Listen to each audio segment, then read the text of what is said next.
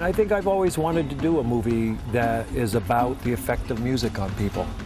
The screenplay is partly based on a short story that I wrote called Keeping Time, and there's a little bit in it that taps into this kind of famous rock and roll story about a guy named Guitar Slim, who was famous for missing his gigs right while he had this big hit, the things I used to do.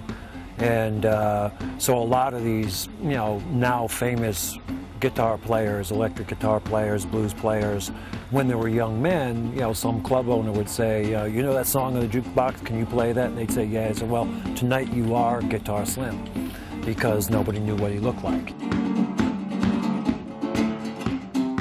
And I like that story of, you know, a whole generation of young guys were this guy at some point. So in some way, even though he missed the gig, he was the spirit of rock and roll.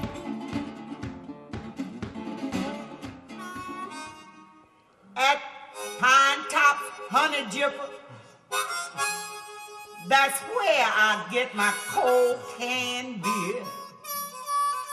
It's 1950.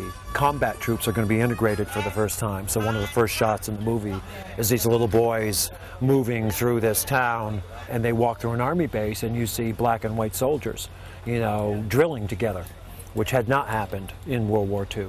You know, so these two very, very, you know, separate worlds are about to come together, and very often the places that in America that races have come together have been sports, music, and the military. So much of history is interwoven into John Sayles' work. So you have a very unique period, and a period of development of transformation that's happening in the country itself.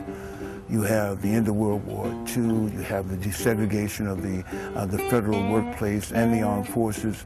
You also have a really new development and change in music.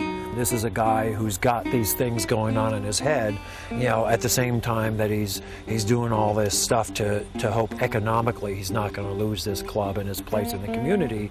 He's also got some personal demons going on, and Danny's got that extra level of subtext.